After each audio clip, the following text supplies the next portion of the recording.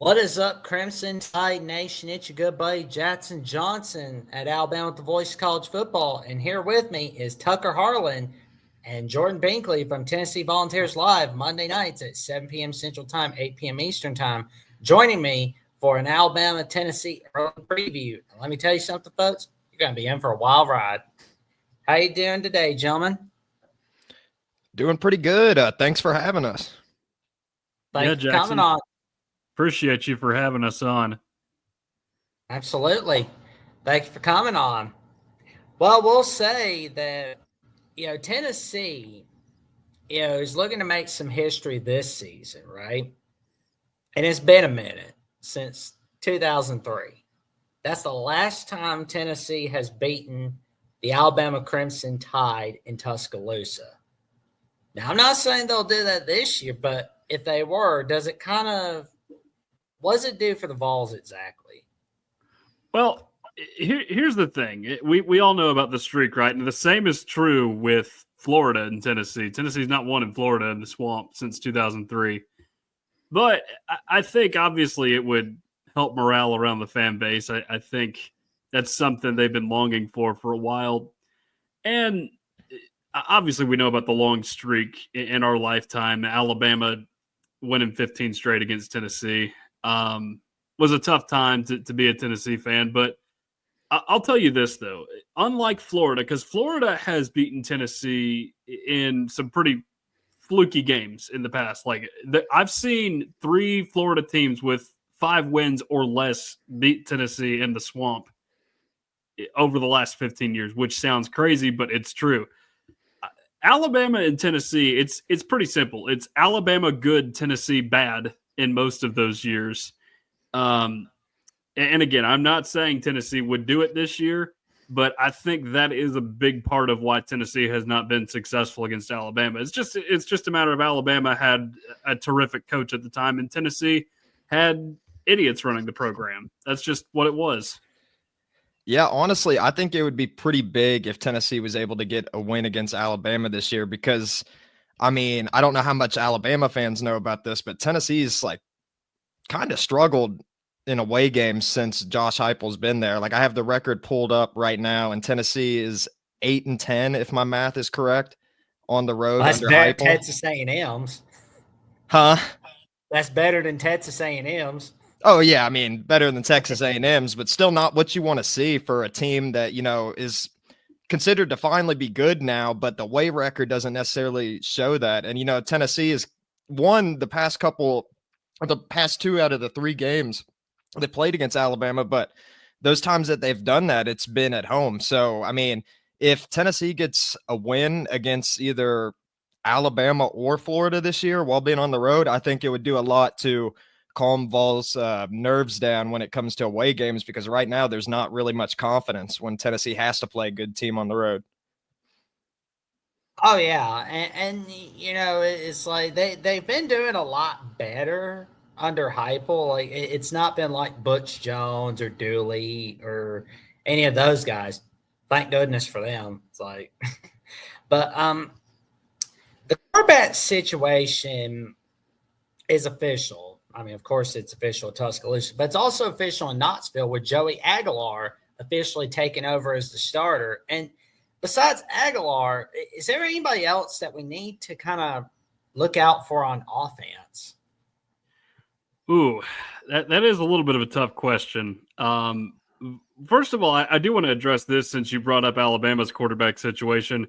My old roommate actually blocked for Ty Simpson in high school at Westview High School. So there's a little connection there for you. Nice.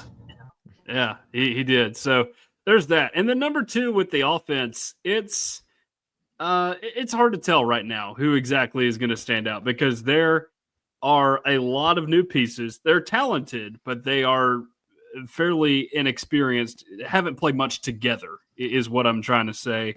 Obviously, you're going to see the big drop-off with Dylan Sampson leaving at running back. I'm sure Deshaun Bishop or Star Thomas, whoever takes over those carries, is more than capable.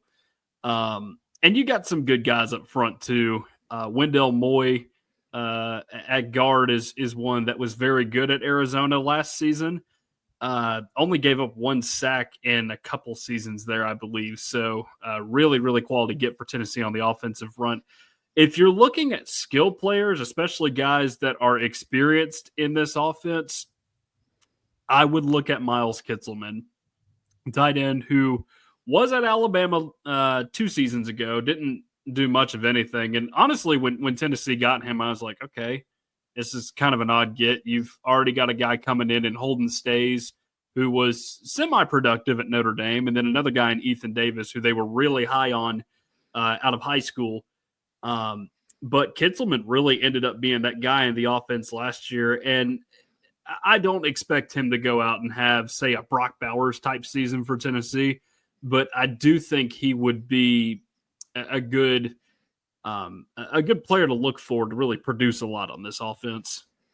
Yeah, and I agree with Tucker, pretty much everyone that he's mentioned. I mean, like the transfer offensive linemen that are coming in, Wendell Moy Jr. and Sam Pendleton, like I think that they have potential to be good in Tennessee's offense, especially considering, their recent struggles at the offensive line. But also, yeah, Miles Kitselman, I mean, he seems like he's poised to have a really good season this year. And I think a lot of people on the roster consider him to be one of the biggest leaders on the team right now. And I mean, he said lots of great things in press conferences and everything like that. But one player that I don't think you mentioned, Tucker, that I think has potential to be pretty good this year is Mike Matthews, who was like a former 5-star receiver, if I'm not mistaken, at one point. But he didn't really have many receptions for Tennessee last year. It kind of seemed like they were keeping him in the back pocket. But I would expect, as long as he stays healthy, I would expect him to have a pretty breakout year this season and probably be Tennessee's wide receiver number 1. Yeah, I'm curious to see what the receiving core is going to be like entering 2025, because it's like, and I'll be honest, like, it may sound weird, but it's like the Nico Lima situation where he's gone just kind of sounds like a blessing in disguise to me. I'm looking back at like the situation against Arkansas, that last play. It's like, no, you don't go running. You throw a long ball, man. You shoot your best shot. You don't go run. No, I mean, if it was at like the 10-yard line or at the 5-yard line, okay. But you're nowhere near the red zone. Yeah, Jackson, I will add this because I know you appreciate stats. Do you know how many touchdowns he threw for against Arkansas, Florida, Alabama, Georgia, and Ohio State combined? Much. 1. Against Alabama, and it was a play that honestly the receiver had to make because he was that was not going to be caught if Chris Brazzell did not make that play on the ball.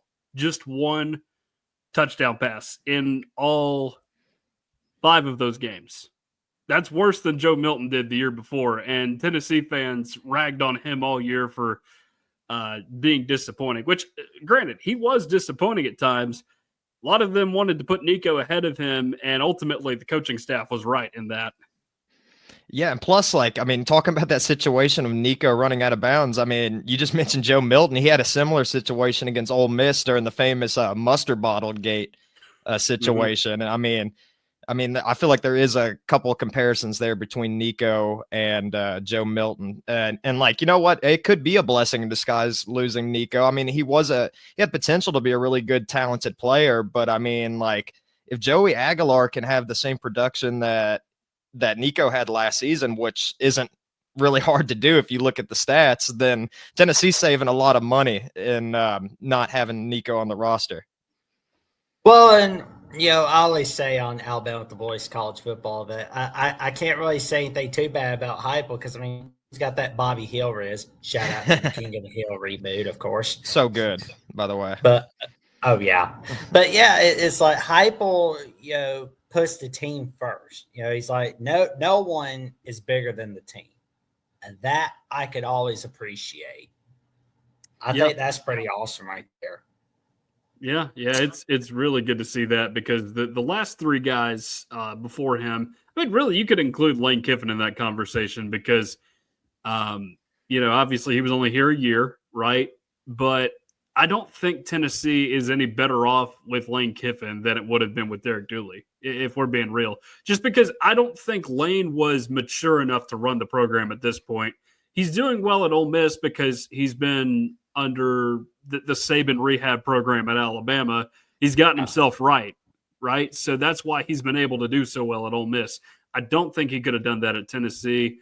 And then all you got to do with Dooley and Butch is just watch press conferences to see why those guys were not good at what they did here at Tennessee. And then, of course, Alabama decided to export Jeremy Pruitt to Tennessee because,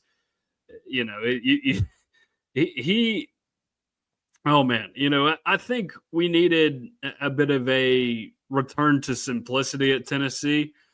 It was too simple. You look at the games that he played at Tennessee. It was either a close win or an upset in that first year or just an absolute blowout. And there was not really an in-between. And the crazy thing is, man, he was cheating to beat Georgia State, who he lost to. That's what I always come back to. Like, he sounded dumb in press conferences. He actually was that dumb. Brian Niedermeyer, who I think was the linebackers coach at Tennessee at the time, he is either a defensive coordinator or a head coach in Tuscaloosa County at the high school now. I forget which. But he was the one that was handing the bags to all the players. But instead of changing his last name, he kept the last name on there on the checks and just changed his first name. Like, how many Niedermeyers do you know? Yeah. All right. I mean, that just shows how incompetent Tennessee was during the time, if we're being completely honest. And going back to Jeremy Pruitt and how the offense looked and everything like that, it had to have been some of the most boring offensive performances I ever seen from Tennessee. It was honestly quite rough to watch. Good grief! It's a good thing that you're not having to deal with the Dooley era or the Jones or the Pruitt era. It's like you get in trouble with the NCAA and you can't even have a winning season in 2020. Good grief. Yeah, man, it was bad, real bad. And Dooley is aspiring to be a politician in Georgia now. God. I honestly, he might do better than he did in football. He's got a law degree from Virginia. People forget this. So he might... but the Kentucky winning streak ended in 2011 under his watch. That's pretty bad. And that was not a good Kentucky team either. They were playing a receiver at quarterback. Joker Phillips was the coach then. Yeah. Yeah, it was bad. I mean, no competent Tennessee team loses to Kentucky, and certainly that was not a competent Tennessee team. Oh, man. And even when Tennessee's been at their worst, a lot of the times they would still put off a win against Kentucky. It's kind of how Florida is to Tennessee right now, as you were mentioning earlier. Well, I'll tell you this, though. That 2025 Tennessee-Florida matchup, that can have some playoff implications on whoever gets in. Absolutely. It can absolutely do that. And this year it's kind of hard to tell with Tennessee if they will have that game as the one to make or break its season at that point. Because, let's say you go out there and underperform a little bit against Syracuse, then maybe you're walking back those expectations. But then let's say you I guess it depends a little bit on what happens with Georgia. If Tennessee were to somehow find a way to win that game, then you may approach the Florida game a little bit differently in November. Because I'm assuming by that point the only loss might be to Alabama on the road. I guess you just have to wait and see. But yes, playoff implications could definitely be in the cards for Tennessee if things go the way you hope they do offensively. And then for Florida too, I have a hard time seeing a way in which Florida wins more than 8 or 9 games this year, just because that schedule's really hard. It was hard last season, and you look at the games they play on the road this year. I know they beat Ole Miss and LSU last year, but having to go to both of those places is no small task. You're at Texas A&M. You're at Miami near the beginning of the season too. So I think, could Florida play spoiler for Tennessee? Potentially. But it's going to depend on how that offense gels for Tennessee, I think. And I'll say the Florida game itself is the game that I'm most nervous about. Like I've been mentioning it quite a bit. I mean, it's just hard to win in the Swamp. I mean, it's such a crazy atmosphere there in Tennessee. Like, what'd you say? Like 2003, I think was the last time Tennessee won in We didn't Gainesville. even have YouTube back then. It was the dark ages for the internet. Yeah. Nope. Yeah, just have recorded VHS tapes to watch the game, I guess. But yeah, I mean, Florida. I mean, there definitely could be playoff implications on the line. I mean, I just think it's going to be hard. I mean, Tennessee's going to have to get a win against one of the big three, whether it's Georgia, Alabama, or Florida, to even have a shot. Like, I don't think a 3-loss Tennessee team makes the playoffs. And like Tucker said, I mean, Florida's schedule is pretty difficult, and it was pretty bad last year as well. And when I first saw the schedule they had last season, I thought Florida would be lucky to win 2 games. And I'm not saying that as like a Florida hater or anything like that. Like, just looking at their schedule, it looked rough. So Florida exceeded their expectations last season, in my opinion. And we'll see if they can do it again this year. But I mean, like Tucker said, I mean, I think they probably fall around like 8 wins as well. Well, if they can get one of those 3 big wins, I think things are really good to go for the Balls. Like that would be a humongous one right there.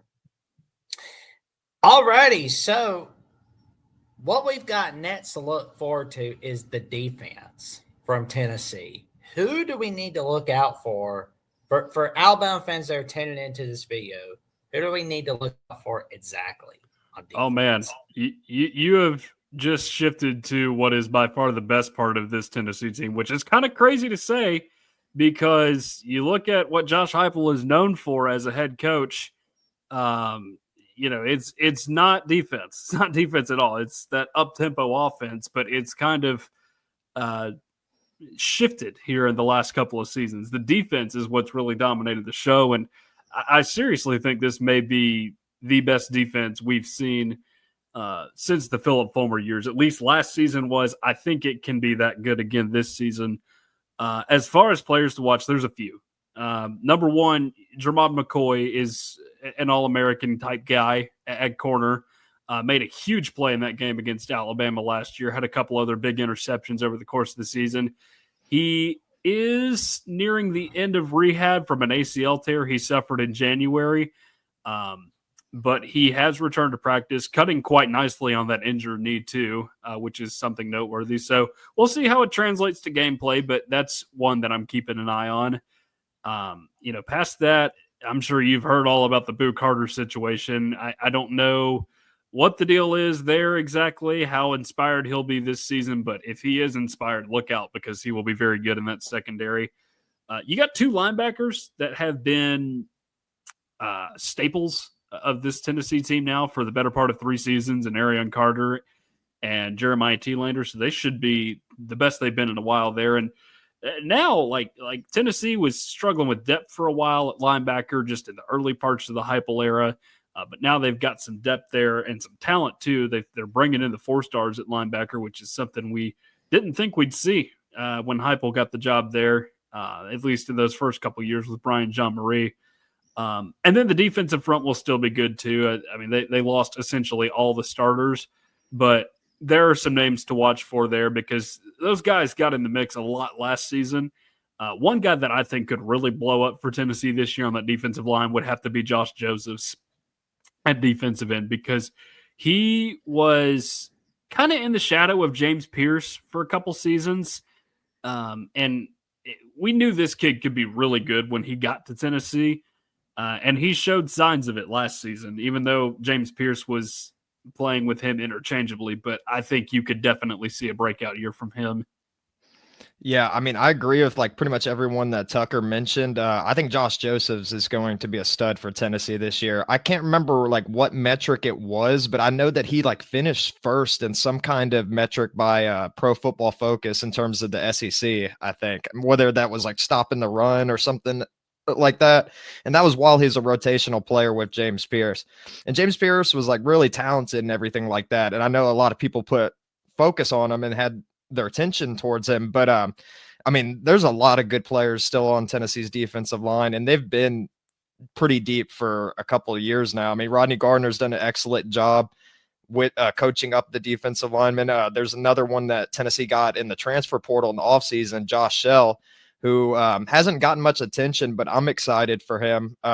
He came from Grand Valley State, so, kind of smaller school. But one thing interested I saw about him when I was doing research on him is that he had 6 pass deflections as a defensive end, and he had 4 in one game. So, if he can bring that kind of athleticism to the SEC, then I think he's got some potential. And to mention another person that Tucker didn't mention, another transfer, actually, Colton Hood.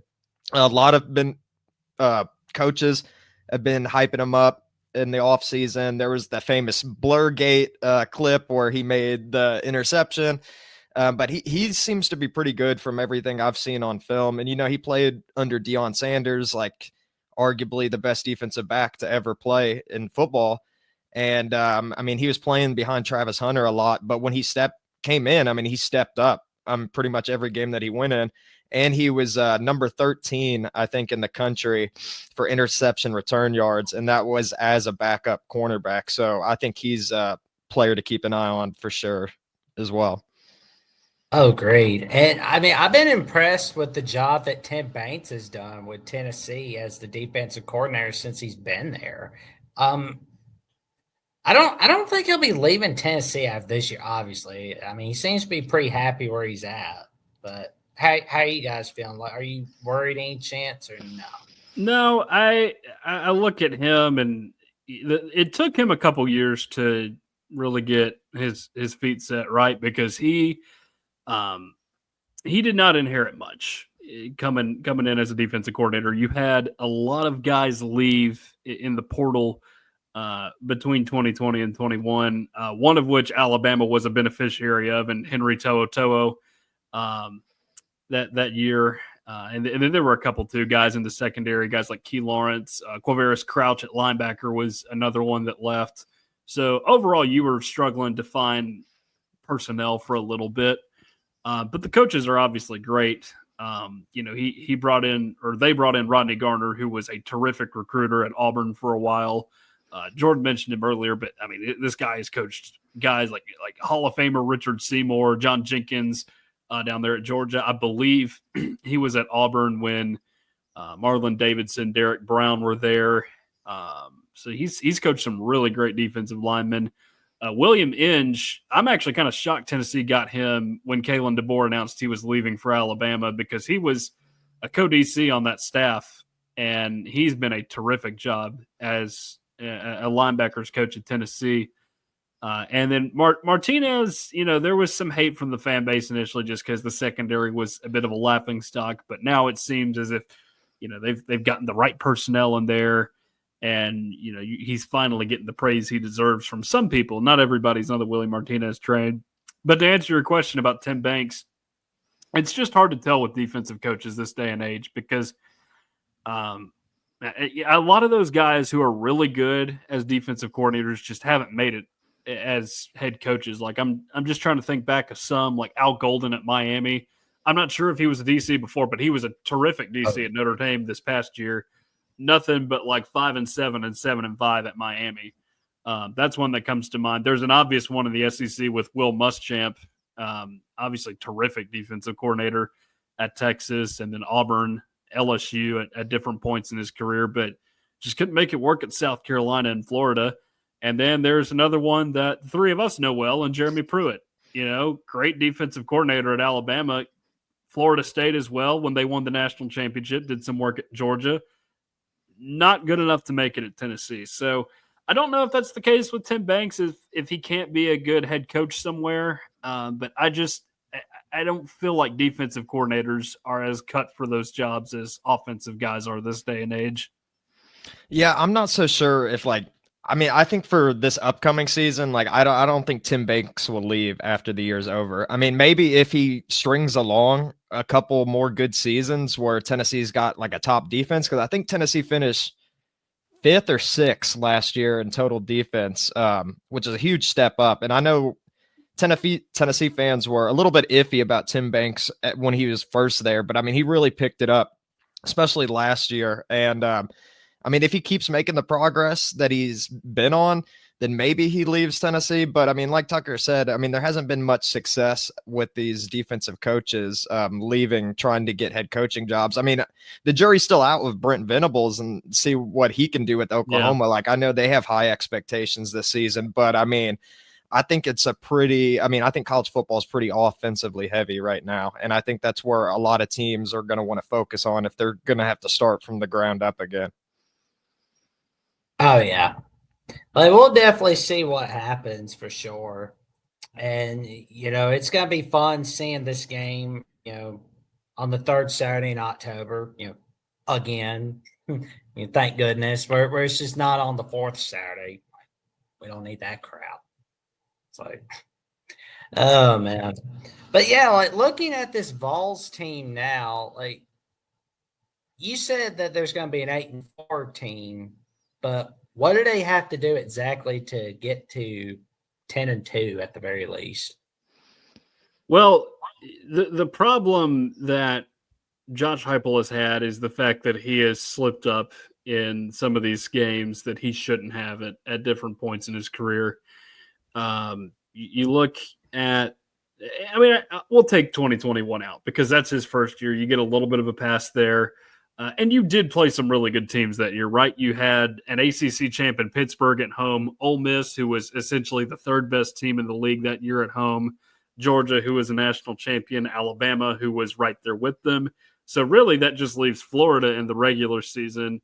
And at that time, of course, you don't know that Florida is about to fall off the face of the earth as that season goes on with Dan Mullen. But there have been instances after that too. You look at obviously 2022 with South Carolina. That's a game you think you've got won. Whether or not they sanded the field and stole Tennessee's plays, we'll never know. But that was a game you absolutely needed to win in order to get the college football playoff and failed to do so. 2023, it ended up being Florida that was the team that you lost to that you shouldn't have lost to. They went 5-7 that year. And they had already lost a game to Utah out there that season too. So you figured that's a game you need to win, and they don't. And I feel like that was kind of a bad tone setter for that season. The losses to Alabama, Mizzou, and Georgia are what they are. All those teams were very good that year. And then last season, of course, at Arkansas was a game that you could have found a way to win, but ultimately played scared there at the end, and then just let it get out.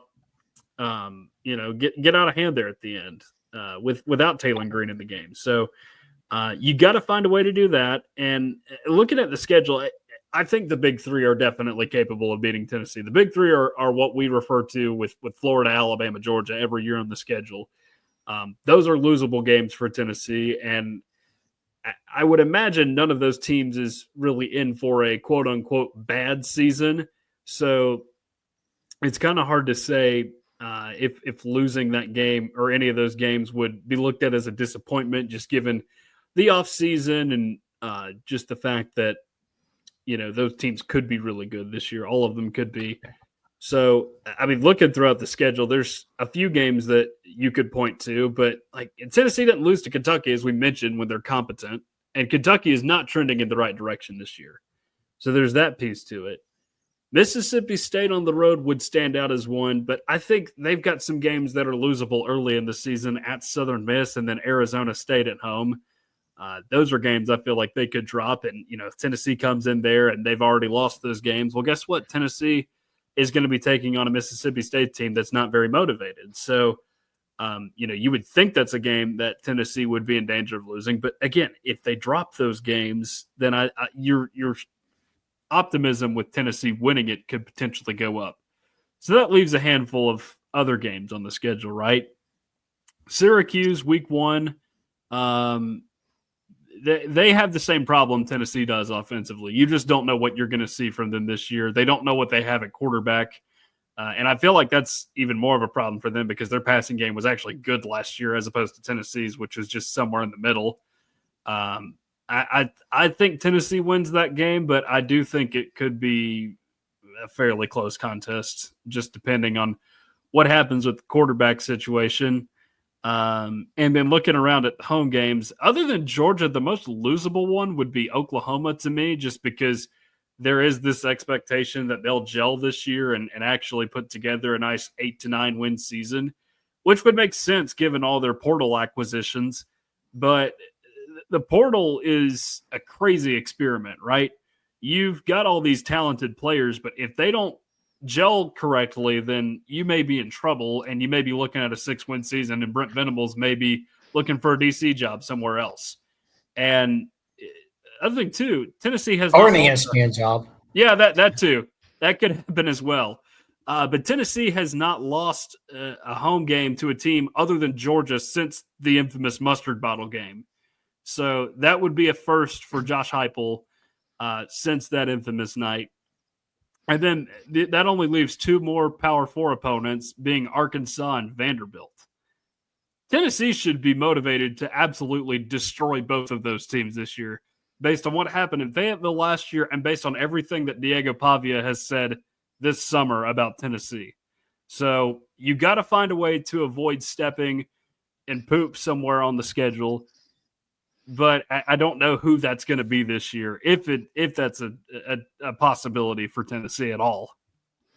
Yeah, I'll say, like, for Tennessee to get 10 wins, it's going to be a tough road for sure. Like, I know Tennessee doesn't have the toughest schedule in the world, but with so much uncertainty on offense, like, that's one thing Tennessee's going to have to get figured out probably soon in the season as well. And Syracuse, like, I think right now Tennessee, or when I last read, was like a 11.5, maybe 12.5 point favorite against Syracuse.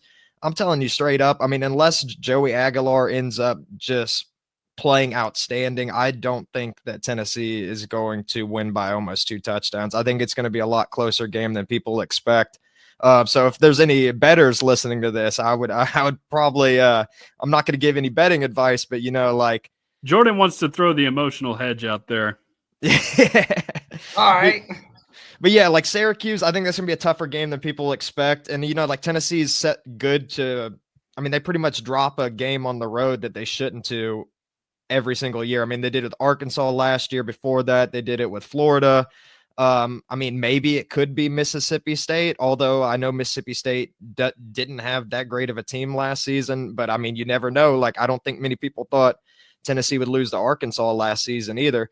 But I like what Tucker said about the Arkansas game, actually, because I think Tennessee, I mean, they have to destroy them after what happened last season. Like, you can't set that precedent and then keep it a close game with them, because Tennessee shouldn't. I mean, I don't think Tennessee should have had it close with them last year to begin with.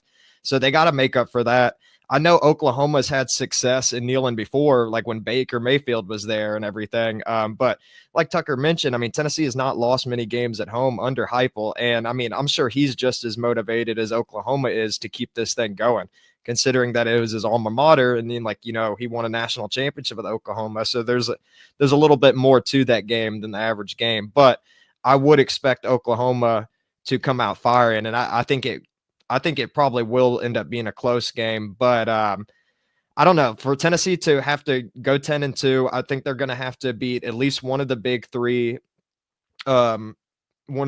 teams, and they're going to have to not choke up against a nobody on the road. They can't lose to Mississippi State or anything like that on the road.